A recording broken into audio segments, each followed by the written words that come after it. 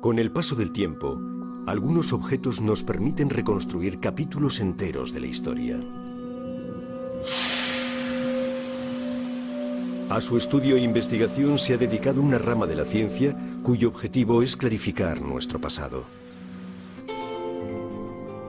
Sin embargo, algunos objetos parecen haber nacido más allá del concepto del tiempo, inmunes a los efectos de su transcurrir, indiferentes a los caprichos de la moda.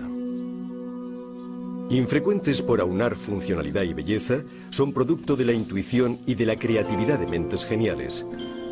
A esta categoría pertenece la protagonista de nuestro documental, nacida entre los escombros de una guerra y convertida en un mito intemporal.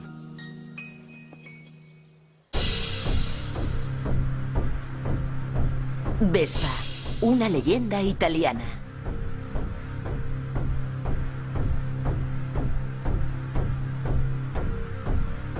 Es uno de los objetos que más familiares nos resultan, con sus líneas mórbidas y simples y su perfecta funcionalidad. Y sin embargo es fruto de una revolución tecnológica que literalmente cambió algunos de los fundamentos del transporte a dos ruedas a mediados del pasado siglo. Fue creada por una de las empresas aeronáuticas más importantes de Italia y sobre todo es fruto del encuentro de dos grandes personalidades, un avispado hombre de negocios y un proyectista genial. Concebida simplemente como una moto más de la Italia de posguerra, su devenir fue mucho más glorioso. La Vespa es el scooter más vendido en el mundo. Su historia es la de una leyenda italiana de renombre mundial y corre paralela a la de su país natal en los últimos 50 años.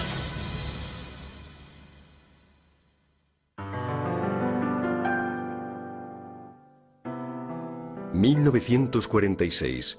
Acabada la Segunda Guerra Mundial, Italia es un país destruido. Como en otras muchas naciones involucradas en el conflicto, sus ciudades han quedado reducidas a escombros. La contienda, con su fuerte demanda de recursos materiales y humanos, lo ha acaparado todo, dejando tras de sí una población estancada.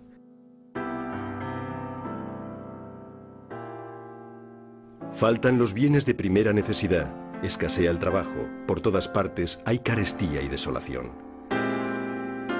La economía está en manos del mercado negro.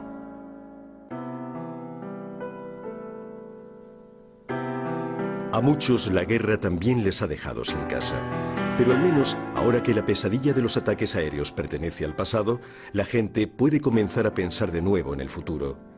Piedra sobre piedra, reconstruyen con sus manos y su esfuerzo la posibilidad de recuperar una vida digna.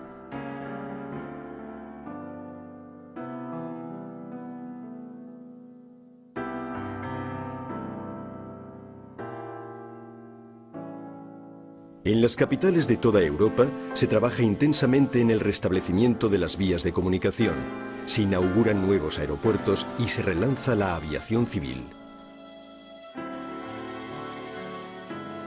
La compañía Piaggio, ya activa en el sector naval y ferroviario desde los albores de la industrialización, entra en el aeronáutico a principios del siglo XX, intuyendo el potencial de este nuevo medio de transporte. En Liguria y en Toscana, las factorías de Piaggio responden al instante a las demandas del mercado bélico con la creación del aeroplano P-108, un cuatrimotor de 26 metros de envergadura y con la construcción de potentes motores radiales.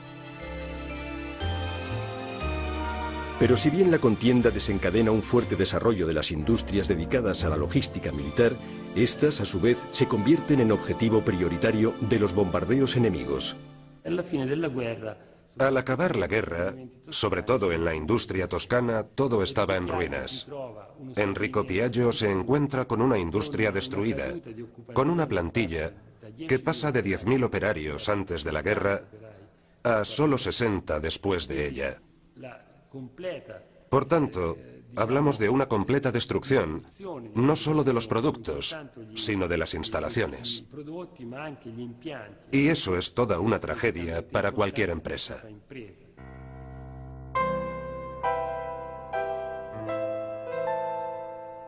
Al terminar la contienda, la mitad de las carreteras y puentes de Italia quedaron inservibles. El problema del transporte se convierte entonces en uno de los más urgentes a la hora de relanzar la economía, no solo a escala nacional, sino también a nivel local. Se restablecen las líneas de tranvía y los servicios públicos urbanos para que la gente pueda retomar sus trabajos. El sector industrial sufre una escasez total de materias primas. Por eso se recurre a la chatarra que la guerra ha dejado, por ejemplo, en los extensos cementerios de aviones militares, cuyas piezas son incluso desguazadas a hachazos. Se funden partes de la carlinga y de las alas en hornos diseñados a tal fin, para obtener así aluminio y otros metales necesarios para la reconstrucción del país.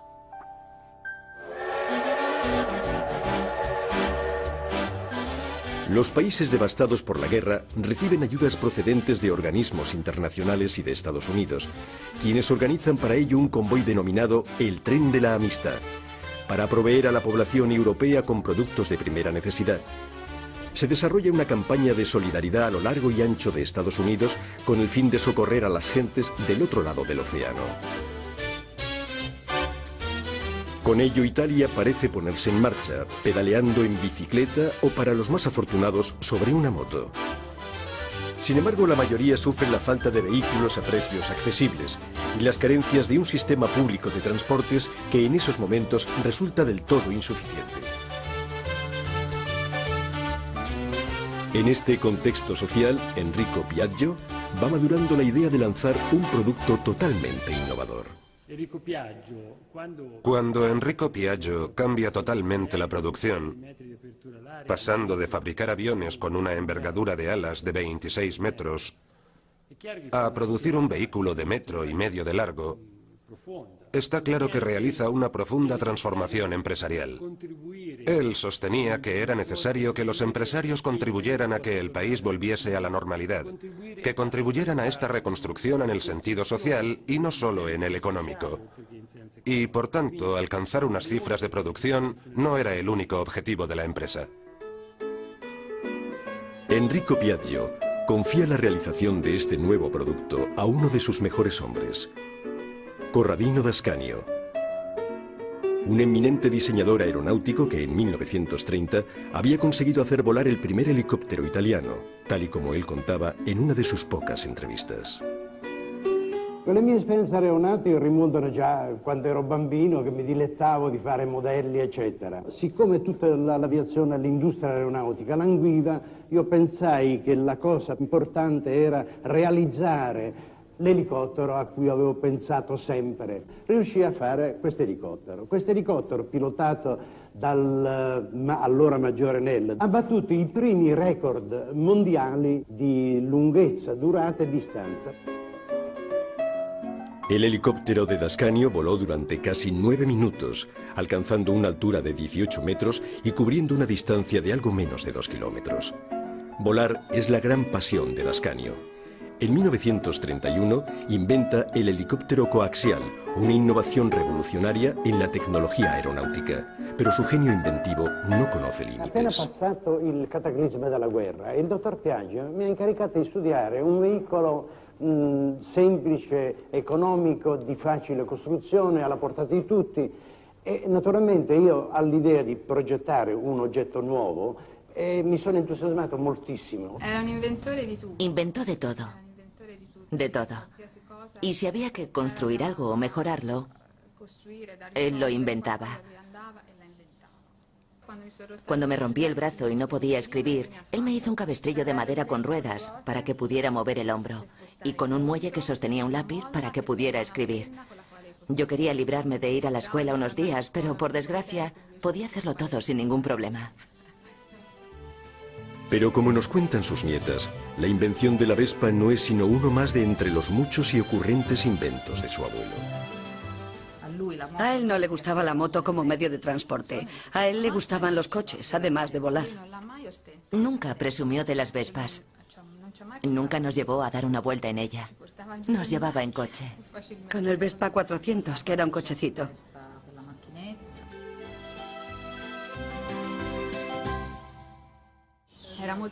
Era un hombre muy animado. Siempre de broma. Siempre alegre. Y muy dado a hacer trucos de magia. Tocaba el violín, Bordaba, hacía punto, cualquier cosa con tal de mover las manos. La funcionalidad era una de las cosas principales para él. Si había que resolver un problema, buscar una solución, la solución tenía que ser ante todo funcional y luego estética.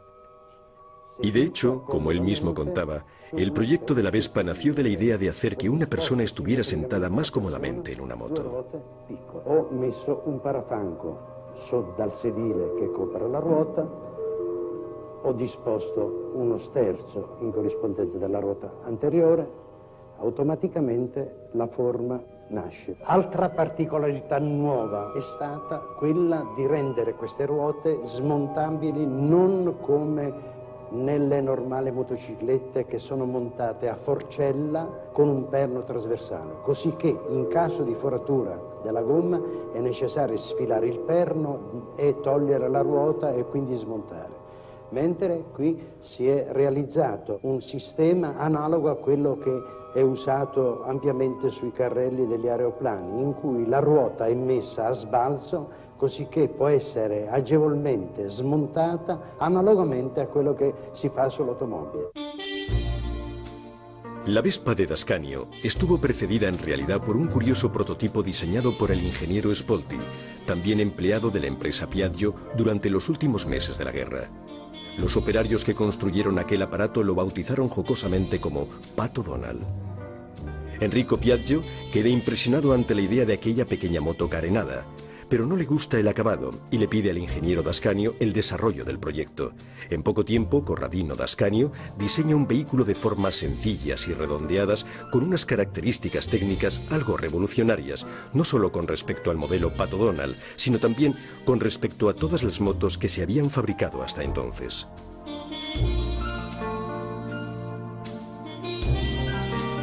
Dascanio se basa en sus conocimientos aeronáuticos, pero ciertas decisiones responden a su convicción de que la motocicleta es un medio de transporte incómodo y sucio. La MP6, el nombre técnico del nuevo vehículo, no es una moto con adornos aerodinámicos, sino un scooter, es decir, una moto con carrocería autoportante, con el cambio en el manillar y con el motor conectado a la rueda trasera, junto a la cual sobresale. El proyecto convence plenamente a Enrico Piaggio. Cuando ve el primer modelo, tal vez inspirado por la forma o quizá por el zumbido de su motor, exclama: «Si parece una Vespa», de ahí el nombre de Vespa. El vehículo sale a la venta en abril de 1946. Empezó poniendo a la venta 50 unidades. 48 se vendieron inmediatamente y 2 quedaron sin vender. Pese a ello, decidió ordenar la producción de 2.500 unidades. Esto es una muestra de su audacia empresarial, que probablemente heredó de su padre. Y aunque aparentemente el mercado era poco propenso a aceptar un producto nuevo y revolucionario como la Vespa, el empresario creyó que el producto merecía ser ampliamente comercializado y decidió iniciar su producción en serie. La intuición de Enrico Piaggio se demostró acertada. En unos pocos meses, el pequeño scooter creado por la industria aeronáutica despegaba. Ya existían otras motos tipo scooter en países como Francia, Inglaterra o Estados Unidos, pero ninguna había conseguido ni por asomo el éxito de la Vespa.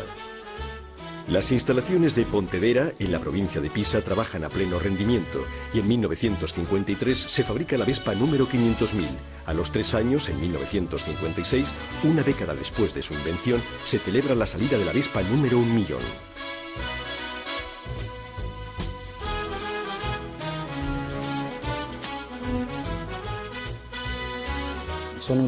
Quizá estas cifras no resulten hoy tan impresionantes, pero entonces eran realmente unas cifras monstruosas. Y eran cifras logradas en Europa por un empresario que tenía una visión mundial del asunto. A principios de la década de los 50, Piaggio inicia la creación de franquicias para distribuir su producto de forma más extensa, llegando a otros países. Recuerdo que en el 61, cuando empecé a trabajar para Piaggio, la empresa ya tenía 6 divisiones en el extranjero y Europa había sido invadida por este producto inmediatamente. Había plantas de producción en España, Francia, Bélgica, Inglaterra, Alemania y luego fuera de Europa, en Brasil. Y al año siguiente en la India, con un éxito sin fronteras, se podría decir. Tal y como Piaggio deseaba, la Vespa se convirtió en un vehículo al alcance de todos.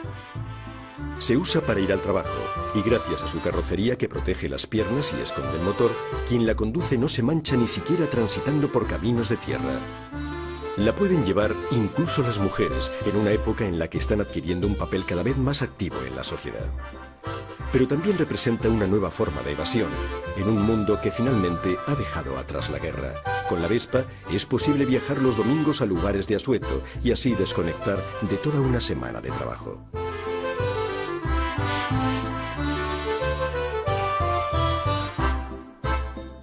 Si el automóvil es todavía privilegio de unos pocos, la Vespa es el vehículo más popular entre las familias de los años 50.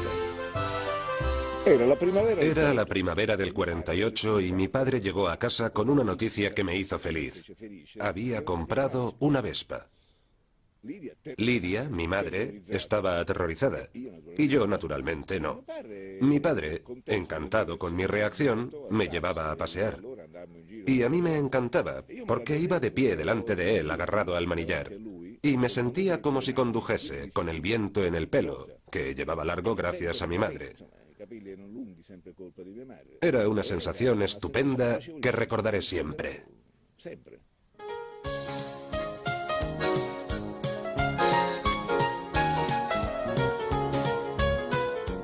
Ya desde los primeros años, el producto se adapta para responder a las diversas demandas del mercado y para combatir la fuerte competencia de la Lambretta, un scooter fabricado por la empresa Innocenti, situada a orillas del río Lambro.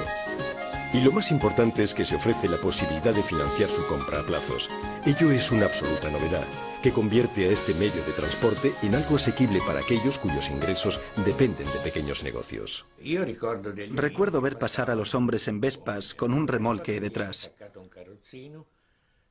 Vendían cosas que ya no existen, que pertenecían a una Italia remota, rural, casi pasoliniana. Por ejemplo, en esta región las ranas eran un manjar.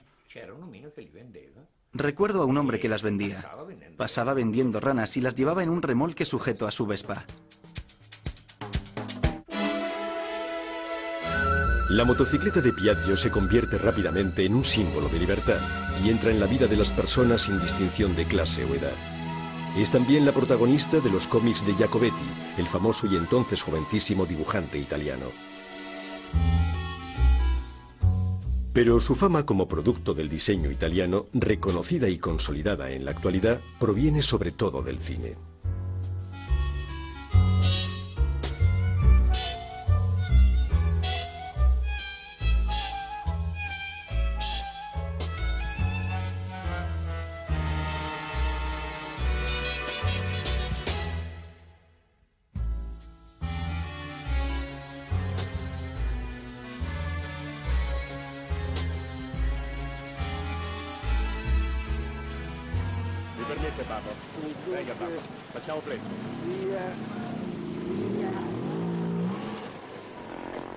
Se puoi farti un bagno c'è sempre la tinozza, no?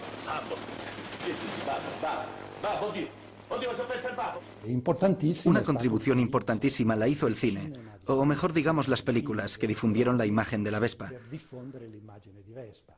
En parte se debió a la política publicitaria de Piaggio, que contrató para esa labor a una agencia afincada en Roma, y por otra parte fue por los propios directores, especialmente los americanos, que la veían como el vehículo típicamente italiano. Vacaciones en Roma es un ejemplo típico, donde Luciano M. realizó toda la parte italiana utilizando la Vespa, y es realmente como si toda la película fuese un enorme anuncio de la Vespa.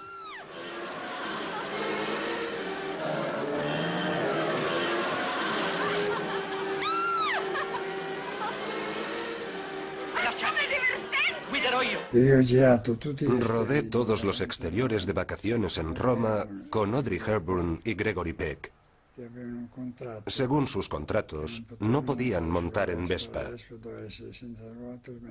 Se suponía que la Vespa debía ir sobre un camión, pero les hice montar en ella y me arriesgué a que me demandaran. A finales de los años 50, la economía empieza a remontar. La posibilidad de comprar a plazos aporta a los hogares los elementos del nuevo bienestar. Son años de prosperidad, de conquista de nuevos derechos, de mejoras en el mundo laboral, lo cual da lugar a los primeros enfrentamientos enconados dentro de las fábricas. La década siguiente se iniciará con un punto de inflexión en las ventas de la Vespa, pues acaban de llegar al mercado unos insospechados competidores, los primeros utilitarios a 4 ruedas. Con la llegada del utilitario, prácticamente toda la clientela potencial de la Vespa pasó a ser la del auto. La Vespa seguía siendo importante para aquellos que no podían permitirse un coche, pero sus días estaban contados. Piaggio tomó la valerosa decisión de dirigirse a los jóvenes. Entonces, para rejuvenecer el producto, había que cambiar la estrategia de comunicación, claro. Pero también había que hacer algún cambio en el producto. El más importante, aunque ahora resulte raro, fue el que se hizo con el color. Hasta entonces las Vespas habían sido grises, gris verdoso, gris claro, gris más oscuro. Se había experimentado con todos los tonos posibles de gris. Piaggio tuvo el valor de empezar a hacerlas rojas, blancas, y obtuvo una respuesta inmediata por parte del público. El producto, de un modo efectivo, había cambiado de aspecto.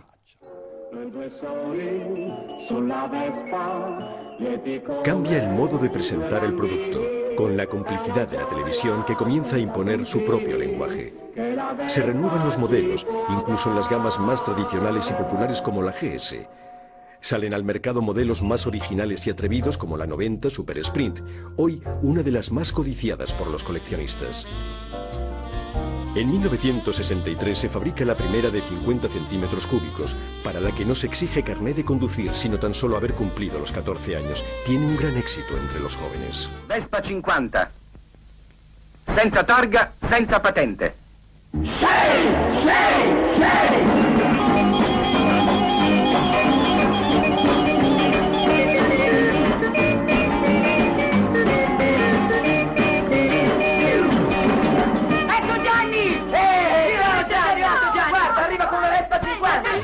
Gianni Morandi fue la expresión televisiva total, con el grupo de chicos que lo seguían siempre en Vespa. Este programa tuvo un éxito notable y ayudó a la marca a librarse de lo que parecía el comienzo de su caída.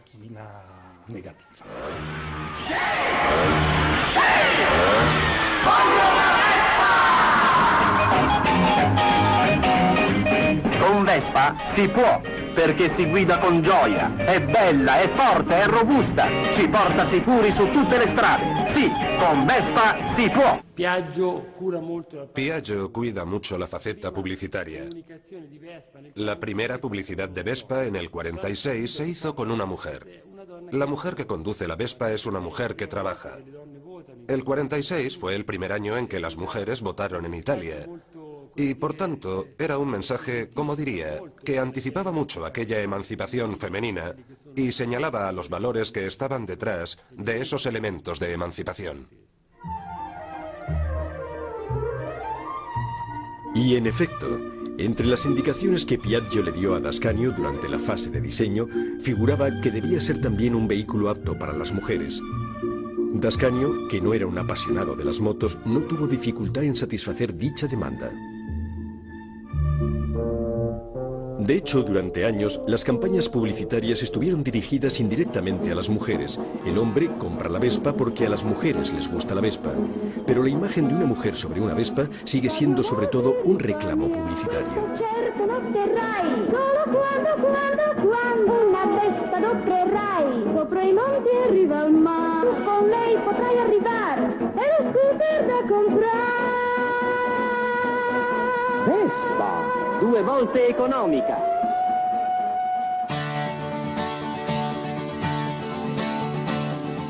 Entonces llega 1968 y todo cambia. Se persiguen nuevos valores, hay un rechazo acentuado del pasado. Es una revolución social instigada por la propia juventud. A la Vespa, que entonces ya llevaba en escena 20 años, podría avecinársele una crisis fatal. Fue un momento en el que al hacer la publicidad no era fácil identificar los filones a explotar para dar credibilidad al mensaje ante cualquier tipo de público. Y aquí debo decir que la agencia publicitaria de aquel momento, la líder, tuvo un gran golpe de imaginación, digámoslo así, con aquella campaña publicitaria "Quien Vespa come manzanas".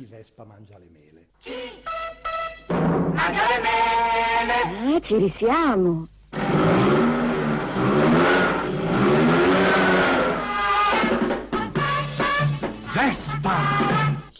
Quien Vespa, como si el verbo fuese vespar, andar en Vespa, ya era una gran ocurrencia.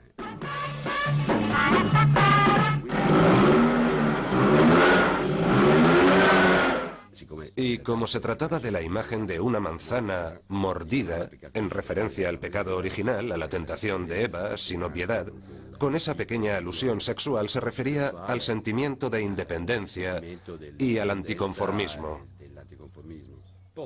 Visualmente estaba basado en el neodadaísmo, que era un estilo dentro del movimiento hippie de los años 60. La combinación de todo ello fue algo que podría estar perfectamente dentro de una galería de arte hoy día, e incluso de hecho en la época.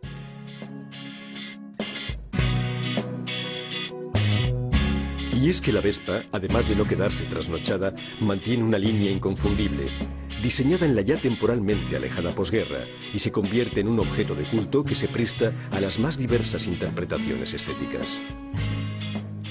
Es la exaltación de un diseño tan moderno que ya había estimulado la creatividad de dibujantes y publicistas de finales de los 40 y que hoy sigue inspirando la expresión artística.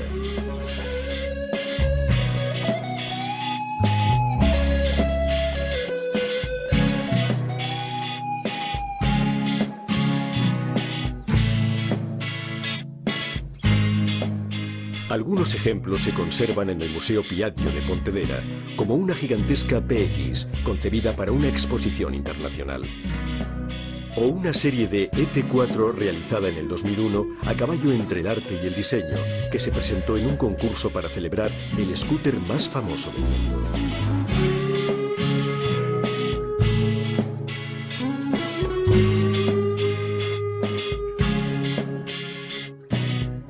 Uno de los artistas legendarios de la Vespa nos explica la particularidad de esta forma legendaria.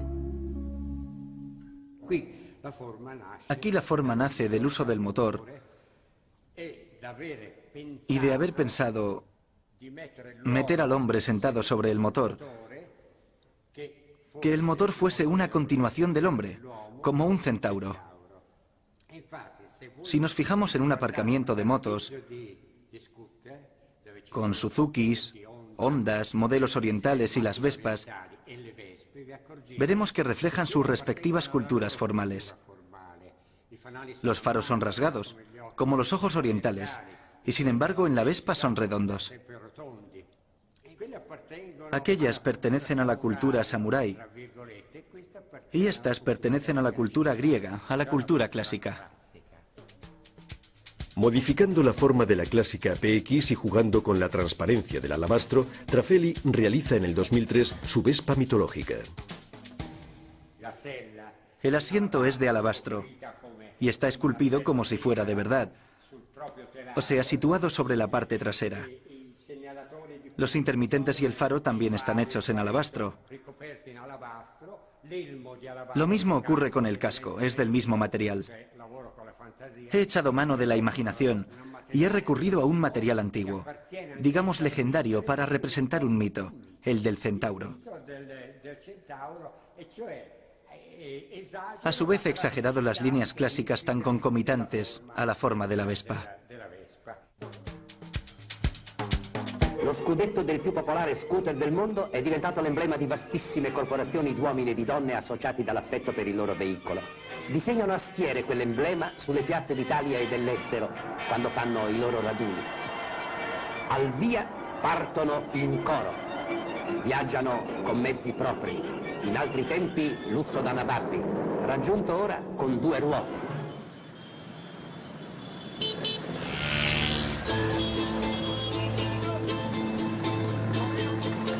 Una de las características que acompañaron a la Vespa desde el principio fue su poder de convocatoria. Para todos, esta moto era un símbolo de libertad y de evasión, en una época en la que era el único medio de transporte que permitía cubrir distancias largas en un país que se estaba recuperando de los desastres de la guerra.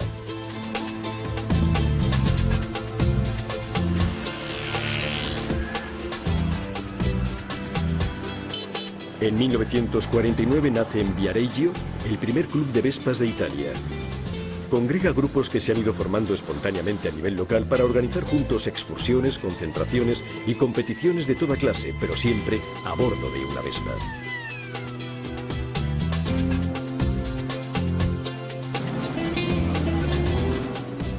Con los años se ha mantenido intacta esta tendencia de los amantes de la Vespa a asociarse y compartir su pasión común, y continúa siendo un reclamo para sus aficionados, que vienen desde todos los rincones del planeta a sumarse a estos encuentros.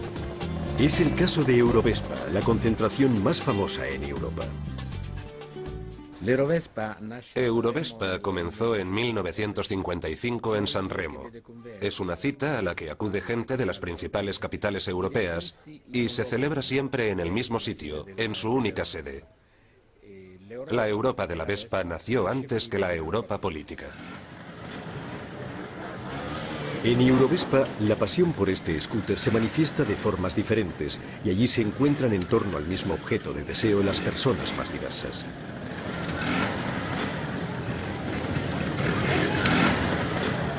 Para algunos la Vespa es algo sujeto a la modificación y al cambio, adaptándola a la propia manera de ser de uno. Así nos explican su pasión algunos de los muchos amantes anónimos de la Vespa. Esta es una Vespa PX 150 de 1981. Lo primero que hice fue modificarla para darle un toque más personalizado. Como las que se ven por ahí son todas muy parecidas, yo quise una hecha a mi gusto. Además, a la hora de realizar las acrobacias hace falta una Vespa distinta. Mi primera Vespa la tuve a los 14 años. Quedábamos los viernes en Florencia, en una callejuela, para ver quién lo hacía mejor, quién aguantaba más con una sola rueda.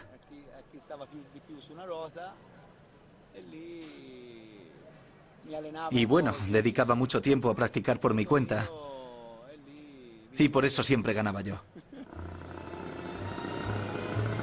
Pero hay también aficionados veteranos que aún conservan la moto de su adolescencia, con el mismo cariño con el que rememoran los recuerdos de aquella edad, como por ejemplo la señora Charrier. Cuando era adolescente, claro que tenía un scooter, una Vespa. Yo vivía en las montañas y para costearme la gasolina iba a coger caracoles los días de lluvia. A los 18 años vendí el scooter y me compré el utilitario Vespa 400. Yo vivía en la Alta Saboya y era la primera vez que veían un modelo así. Fue todo un acontecimiento. Todos querían subir a mi minúsculo automóvil. Y además, gracias a eso, conocí a mi marido. 50 años después, el matrimonio Charrier sigue compartiendo esta pasión. Juntos, recorren Europa para encontrarse con otros amantes de las Vespas y disfrutar de este ambiente festivo.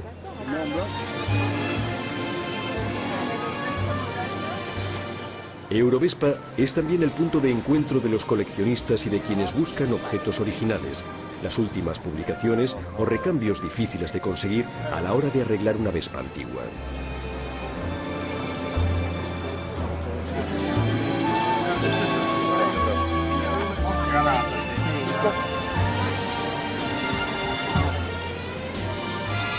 Precisamente algunas personas se dedican a recuperar partes en desuso y descatalogadas por la Piaggio y han comenzado a vender piezas de recambio originales para satisfacer las exigencias y caprichos de coleccionistas de cualquier parte del mundo. Los italianos prefieren las Vespas originales, sin adulterar, sin nada más. Las quieren tal y como son en realidad, mientras que en el extranjero optan por modificarlas, por cambiar su aspecto.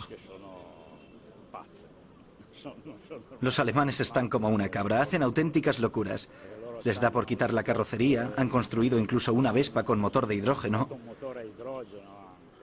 Vamos, algo que puede explotar como una bomba atómica.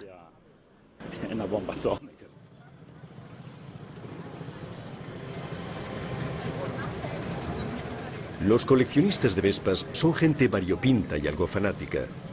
Pero lo que más llama la atención en estas concentraciones es la extraordinaria variedad de modelos que se han ido produciendo en 60 años. Como nos explica su orgulloso propietario, existe incluso un rarísimo ejemplar de Vespa de guerra, dotado de un cañón de 75 milímetros. Fabricada en Francia, en la factoría de Fourchambault, fue utilizada por el ejército francés durante la guerra de Argelia.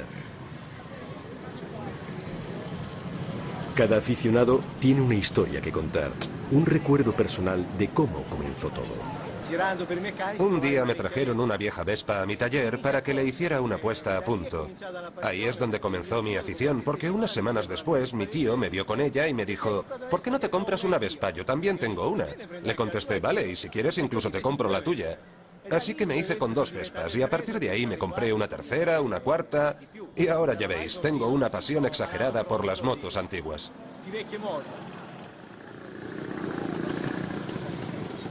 Mi pasión es sobre todo por las Vespas, desde pequeño. Recuerdo cuando mi abuela me daba una vuelta con su Vespa. Luego me enamoré de la de 3 ruedas, la Vespa modelo AP. Y es un pequeño sueño que pude cumplir el año pasado. Me divierto muchísimo porque no es solo cosa mía, sino que lo comparto con mis amigos. Vamos a muchos encuentros de Vespas AP que se llaman precisamente aperitivos, nos divertimos bastante. Brigitte Bardot viajó en esta moto. Mientras rodaba una película en Capri, se vio asediada por los fotógrafos, que en aquel entonces ya se llamaban paparazzi. En un momento determinado consiguió salir montada en esta moto y escapar de los fotógrafos. El conductor de la misma, su taxista particular, la llevó hasta su casa dejándola en el garaje. Y de ahí se fue a otra parte. Hace 7 años tuve la oportunidad de ponerme en contacto con la actriz francesa, mandándole la información que atestiguaba este hecho. Le gustó tanto que me respondió felicitándome por ello y diciéndome que vendría a San Marino exclusivamente para revivir esa anécdota de su juventud.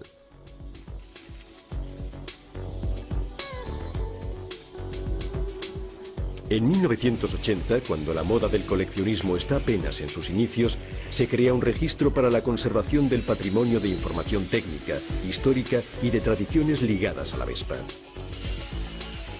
Es uno de los primeros registros exclusivos para la marca de las 2 ruedas.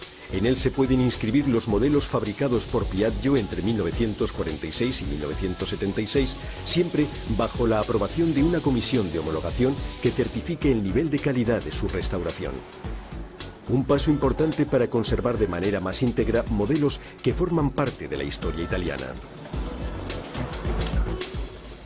Cuando salió la Vespa Primavera, yo tenía 16 años. Era una moto completamente distinta. Se convirtió enseguida en una moda, en un símbolo de reconocimiento, de pertenencia, un estilo.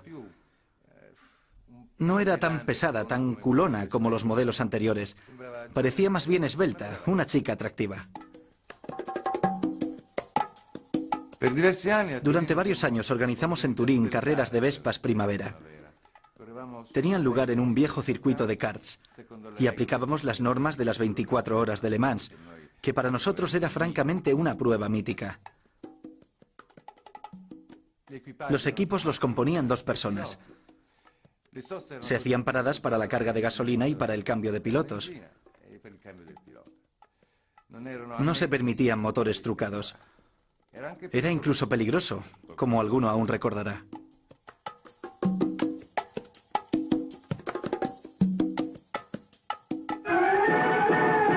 Questa concorrente viene da lontano. La parigina Odette Narcy è già al suo secondo giro, una veterana. Es otra de las características excepcionales de este vehículo. A pesar de ser diseñado para un uso familiar, seguro y alejado de la competición, no tarda en protagonizar competiciones internacionales. Sus primeros pilotos eran jóvenes entusiastas, deseosos únicamente de correr, como Giuseppe Cau, uno de los mayores protagonistas de aquella época de carreras. Empecé a correr en el 46, en la carrera de Roma-Ostia, en la de Monte Mario, de Rocca di Papa, de la Merlucha, del circuito de Caracalla. Gané en todas ellas. Era un chavalillo, pesaba 42 kilos. Un día, Enrico Piaggio se enteró de todas estas victorias y dijo: hay que mandar a este chico a Pontedera para que se ejercite con motos de carreras. Él me consideraba un buen piloto, así que en 1948 me trasladé a aquella localidad.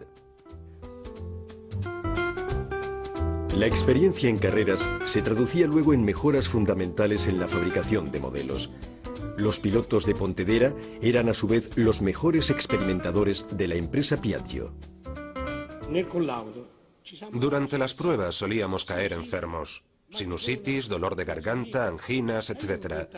Por eso se me ocurrió esa máscara que no se empañaba y que estaba hecha incluso con partes de la Vespa. El aire entraba y circulaba por los lados, de modo que no se producía vaho. Cuando Dascanio vio el artilugio en cuestión, me dijo: ¿por qué no lo patentas? Contesté: ingeniero, es solo una idea. Pero hombre, basta con la idea, me dijo. En aquella época nace también el equipo acrobático de la Piaggio, del cual forma parte naturalmente Giuseppe Cau, ágil y de poco peso. Empezamos a hacer exhibiciones acrobáticas. Recorrimos toda Europa. Yo me sentaba en la parte delantera con los brazos extendidos, así, yo siempre delante. El resto iban alineados detrás de mí y otros 2 o 3 en perpendicular. Ecco l'emblema della motorizzazione, avanzare anche quando si retrocede. Ecco una soluzione per le domeniche al mare con famiglia numerosa. Sfruttano al massimo la portata della macchina. Ma che sagoma di incontro, sono i volontari della contraddizione.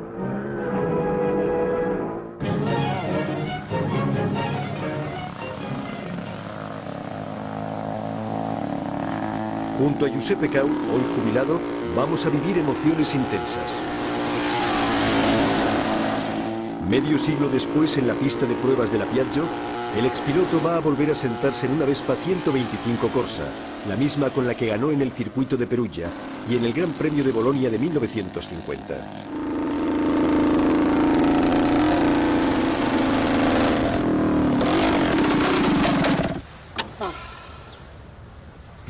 ¡Qué alegría! 56 años después, de nuevo montado en esta moto. Ha sido algo precioso, realmente bonito. Las ansias de batir los récords de velocidad se contagian también a la Piaggio de aquellos años. Este pequeño bólido de 125 centímetros cúbicos, llamado Vespa Siluro, conquista en 1951, durante la carrera Roma-Ostia, el récord mundial de carrera en línea, con una velocidad media de 171 kilómetros por hora. Un año antes, otro bólido Piaggio, con carenado de metal y de la misma cilindrada, había conquistado 17 récords mundiales en el circuito de Montlhéry.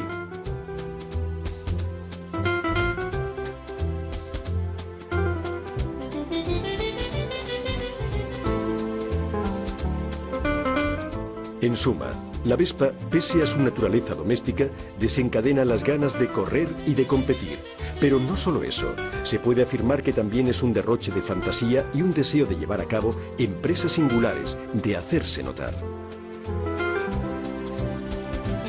Ya desde los primeros años se prodigan diversos eventos multitudinarios, desfiles, gincanas, récords extravagantes.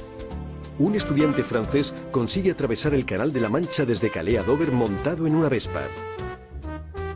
En España se bate el récord de mayor carga, 19 personas y un perro.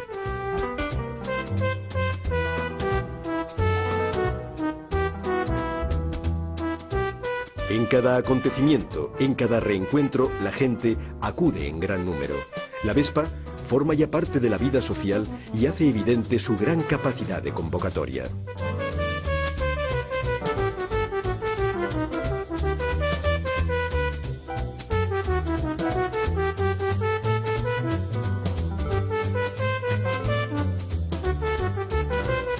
Pero están también los que prefieren su faceta más individual. Para ellos, la Vespa es una fiel compañera con la que alcanzar en solitario metas lejanas, cubrir itinerarios extremos, marcando las etapas recorridas sobre el propio vehículo como se hace en los mapas.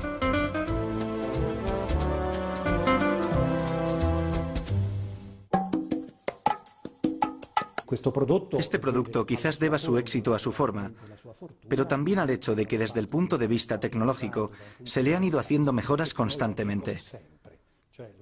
La Vespa parece ser siempre la misma, pero un modelo de 1946 no tiene nada que ver con uno fabricado en 1970. Recuerdo que hicimos un estudio con el departamento de proyectos para descubrir si quedaba alguna cosa en común, y efectivamente vimos que sí. Se trataba de la llave que bloqueaba la dirección a la altura del eje del motor. Un trozo de metal de unos pocos milímetros al que llamamos la semilla de la Vespa. Era para darle una continuidad a este producto, que ya la tenía a nivel de la forma, pero que en el plano técnico estaba en constante desarrollo.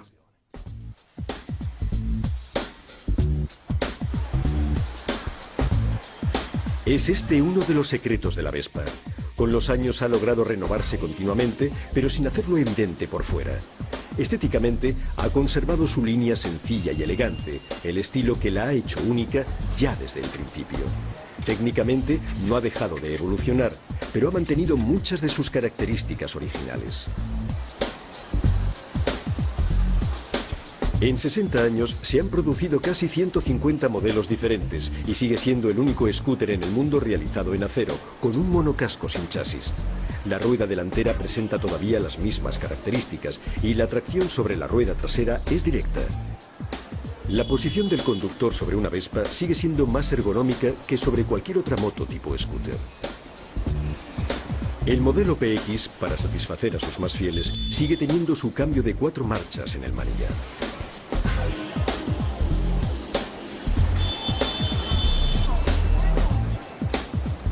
Hoy día Piaggio cotiza en bolsa y las ventas de los nuevos modelos están en las cotas más altas en la historia de la compañía.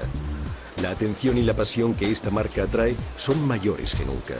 Las 999 réplicas históricas fabricadas para celebrar los 60 años de la Vespa fueron vendidas antes de que salieran de la planta de producción.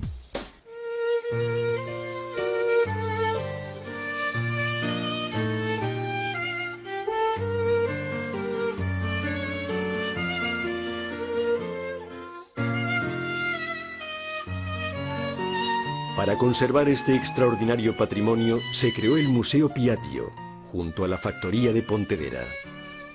El Museo Piaggio, que es el lugar en el que sustancialmente se conservan la filosofía y los valores de este vehículo, trata de presentar no solo al público de fuera, sino también a los creativos, a los diseñadores, la posibilidad de dar un uso práctico, de disfrutar de este concepto que vio la luz en 1946.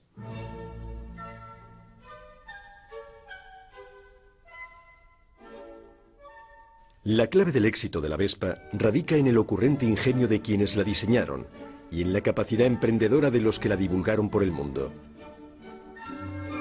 Pero también en quienes han continuado fabricándola sin perder su esencia y sin traicionar sus valores originales. La historia de la Vespa es la historia de un mito que nació pensando en el futuro y que ha llegado a ser objeto de colección sin pasar nunca de moda, siendo un objeto de deseo en el presente.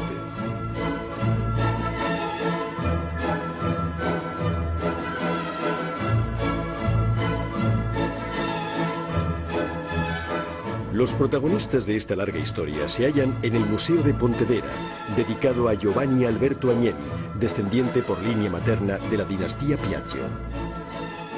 Él fue el primero en comprender la valía de este patrimonio y la importancia de su conservación. Un patrimonio italiano que ha gozado de la aceptación mundial. La Vespa ha hecho historia porque no ha colonizado otros países.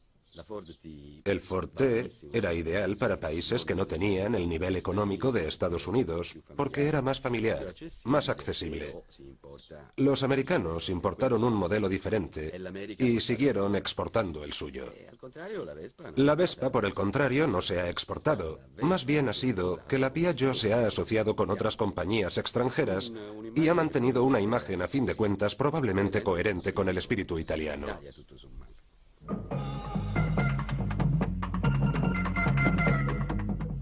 Esta es una Vespa, segura, veloz, potente, divertida de manejar. En el llano se desliza suavemente, pero su nervio lo demuestra todo en su impulsivo arranque.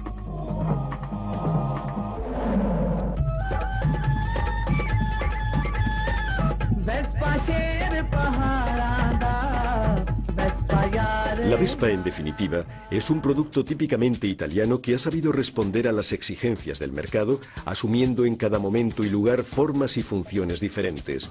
Un vehículo que se ha dejado contaminar por otras culturas, pero permaneciendo siempre fiel a sí mismo y a su propio estilo.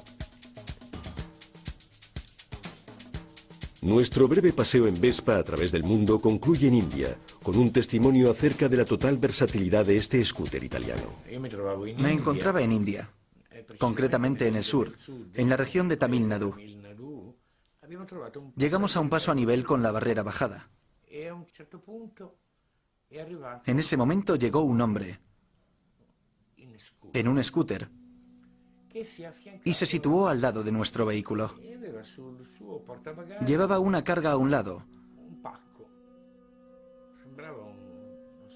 una especie de bulto de gran tamaño, envuelto en una tela.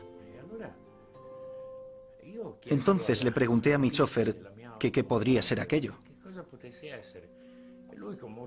Él, con toda naturalidad, me dijo que era un cadáver. Vaya, un cadáver, comenté. ¿Y por qué lo transporta de esa manera? Él me respondió, seguramente se dirige a Kenchipuram, la ciudad santa, para incinerarlo en una pira. En ese momento se estaban dando dos situaciones bien distintas. Yo era un occidental que estaba viajando por placer, por turismo, mientras que él era una persona que estaba llevando un cadáver para ser incinerado, posiblemente un familiar. Lo mismo era su padre, quién sabe. Y entonces me entró esa, ¿cómo decirlo?, esa necesidad de establecer un mínimo de contacto humano. Lo que le dije quizá fuera la cosa más banal, digamos estúpida, que uno podría decir en aquel contexto. Me dirigí a él en inglés diciéndole, yo soy italiano. Mi comentario obviamente no suscitó en él ningún tipo de reacción. Entonces en ese momento se abrieron las barreras y justo cuando estábamos echando a andar, él repentinamente hizo un gesto dando a entender que lo había comprendido. Señalaba su moto diciéndome, ¡Vespa, Vespa!